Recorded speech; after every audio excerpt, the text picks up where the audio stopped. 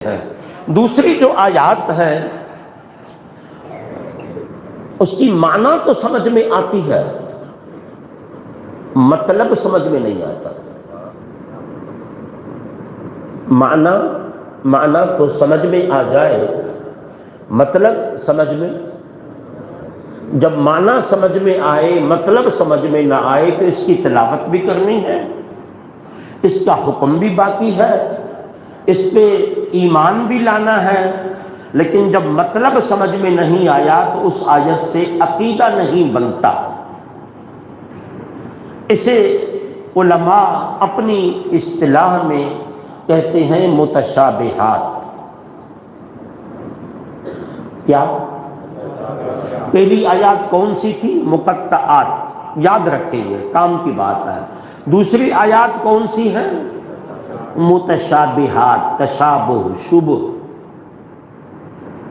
متشابہات۔ مثلا ایک مثال دوں چھوٹی، ید اللہ فوق ایدیہم، اللہ کا ہاتھ۔ عقیدہ کیا ہے؟ جس کا بھی عقیدہ ہے کہ اللہ کو ہاتھ ہے اس طرح جس طرح یہ ہے، وہ تو کافر ہے۔ جس کا یہ عقیدہ ہے کہ اللہ کو آنکھ ہے وہ تو کافر ہے۔ جس کا عقیدہ ہے کہ خدا کو زبان ہے، وہ بولتا ہے، وہ تو کافر ہے۔ کہ اللہ کے لیے جسم ثابت کر رہا ہے، اور اللہ جسم سے، بولیے اللہ جسم سے، لیکن قرآن تو کہتا ہے ید اللہ، اللہ کی ہاتھ۔ دوسری جگہ پہ فرمایا اللہ نور السماوات والارض مثل نورہ، اللہ کے نور کی مثال۔ کیا اللہ کی اور اللہ کے نور کی مثال بھی دی جا سکتی ہے؟ اللہ کے نور کے برابر کوئی ہو سکتا ہے؟ اس کی مثال ہے؟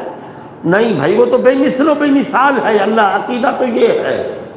ترجمہ تو سمجھ میں آیا، مطلب سمجھ میں نہیں آیا، تو اس آیت سے بھی عقیدہ نہیں بنتا۔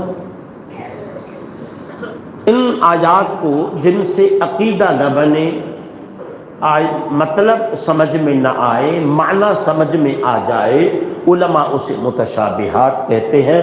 اور آخری جو قسم ہے اسے علماء محکمات کہتے ہیں، جس کی معنی بھی سمجھ میں آئے، جس کا مطلب بھی سمجھ میں آئے، اور جس پہ عقیدہ بھی بن جائے۔ قل ھو اللہ احد، کہہ دے اللہ ایک ہے، کہہ دو اللہ جی، قل ھو اللہ احد، الفاظ بھی سمجھ میں آ گئے، معنی بھی سمجھ میں آ گیا، مطلب بھی سمجھ میں آ گیا، اور عقیدہ بھی یہی ہے کہ اللہ ایک ہے۔